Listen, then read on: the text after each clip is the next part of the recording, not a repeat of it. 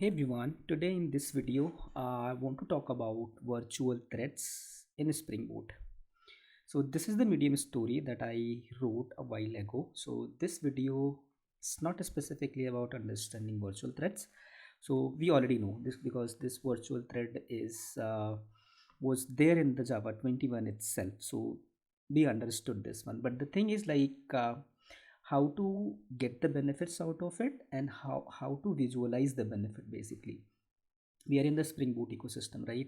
So we should be able to find out, or we should be able to enable the virtual threads in our application and see the benefits around it, because uh, the main marketing or main advertisement behind the virtual thread is like it is going to be supporting a lot of concurrent requests, right? So have you been able to see that concurrency there or not? Have you enabled virtual threads in Spring Boot? Because by default it is not enabled.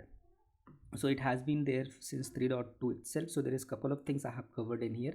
I'll give this link itself in the description box. You can go ahead and check that out. I want to show you the actual load that it can support. So to create the project, start.spring.io, the basic dependency, that is web, that I need just a REST endpoint to simulate this issue. Fill out the couple of things. I want to use the 4.0.1 with Java 25, and let's go and open this in IntelliJ.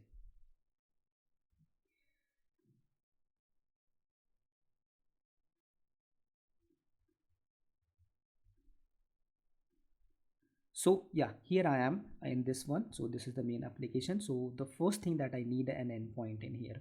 So this is the one, REST controller. Request mapping is the demo, and this is the logger that I created. This is the get mapping. So slow, this is going to be the endpoint. And because in the real systems, when we have any endpoint, it does a lot of processing, right? It is making a call to third party, it is doing its own computation.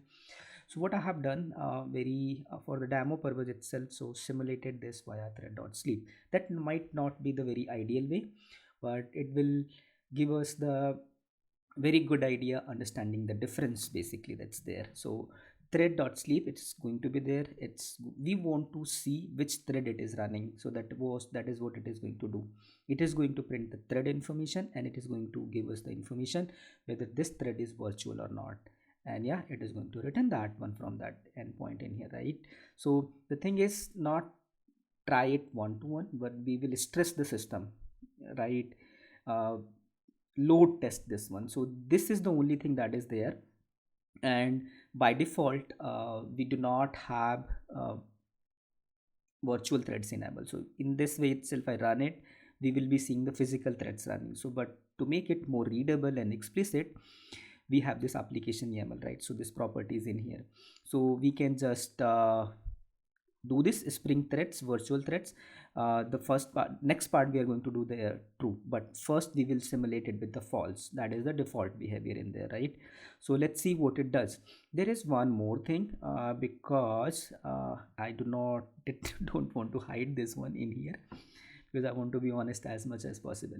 So the Tomcat server that is there in the embedded ecosystem, it has maximum threads, right? So by default that maximum max value is default value is somewhere around 200, because it needs to support that, right? So concurrently these number of requests will be coming, and other configuration also. And to do the load test of that label, you have to do a lot of RPM concurrent request. So I'm restricting that one. That's the only difference I'm doing, but I'll be able to show you with the default one also. But first, to showcase this one, let's go that with that configuration where Tomcat is supporting maximum 10 threads at a time.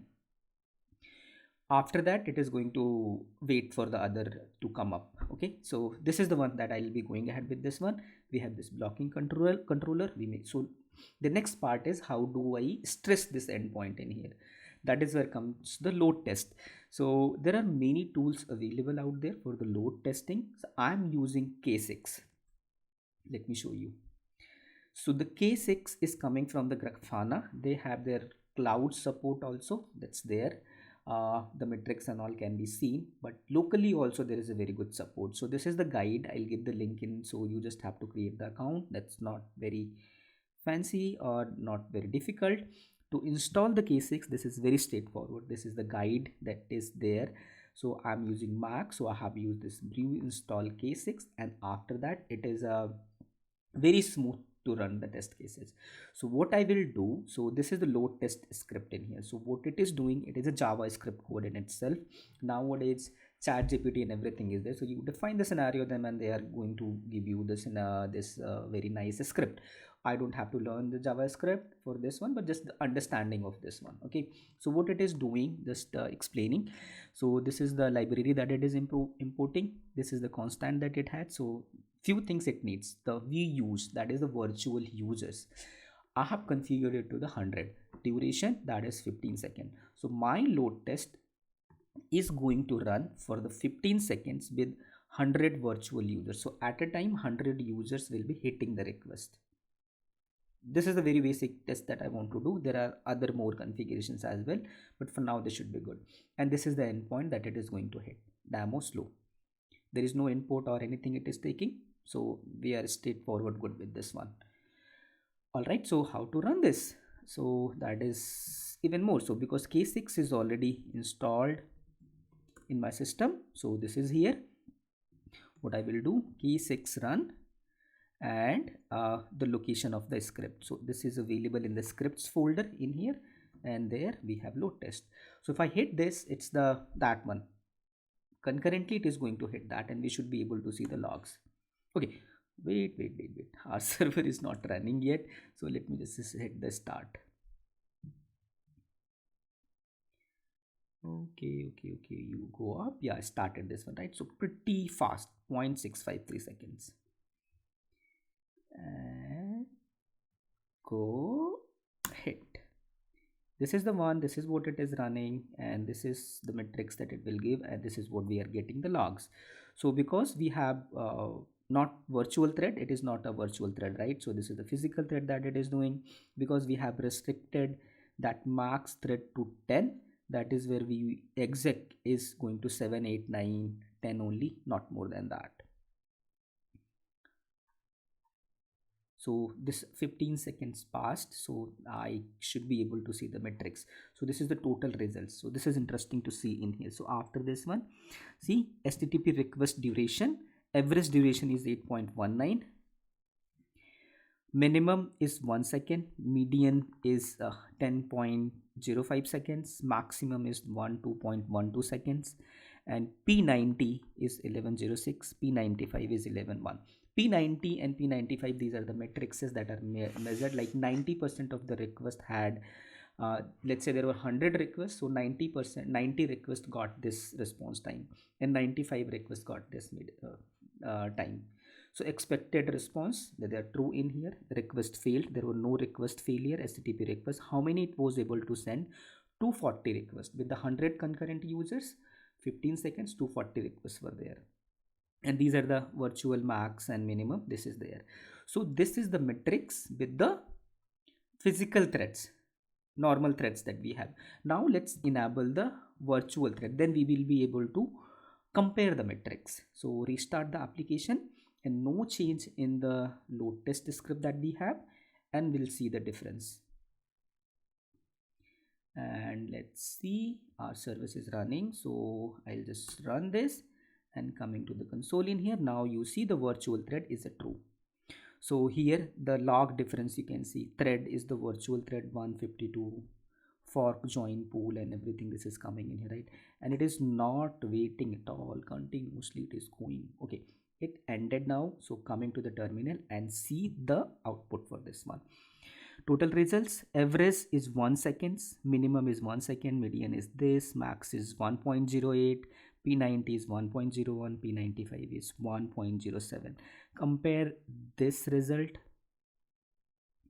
with the previous one that we have. 8.19, minimum is 1 second, fine, because initially it is able to catch up with the threads that's there, right? So median is the 10.05, median is 1.08, maximum is 12.12, 1.0 second, maximum is 1.08, P90. There is huge difference, you see. And the second one, because the load test that it is running, the concurrent users, first it is sending the request to the server, it is getting the response, then it is sending, getting the response, then it is sending. So the number of requests it is able to serve also depends on the response time.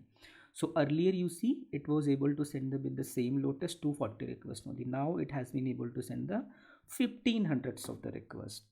Like you see the multiple fold difference in here. So this is where virtual thread in action or visible impact that we see in here. Okay, so in real system we do not have to do this one, and we just enable it with this matrix. This is what can be done in here. Okay, so this is what I wanted to show around the virtual threads and the metrics and the visible difference. So enable it and see, let me know if any specific scenario you want to cover. It's virtual threads are not the silver bullet that they can solve each and every case. There are cases where it is enabled. So apply it and see the difference, run the load test in the test environment, and then move this to the prod. So this is the medium story that I was telling. So I'll put this in the description box itself, so go ahead and check this out itself. So if you're a member, you will be able to read it. Non-member, so click on this link and you will be able to read it freely. Okay, so if you found this useful, do like and share this video with your friends and subscribe the channel. There are more videos going to be there that has real impact in our day-to-day life. See you in the next one. Take care. Bye bye.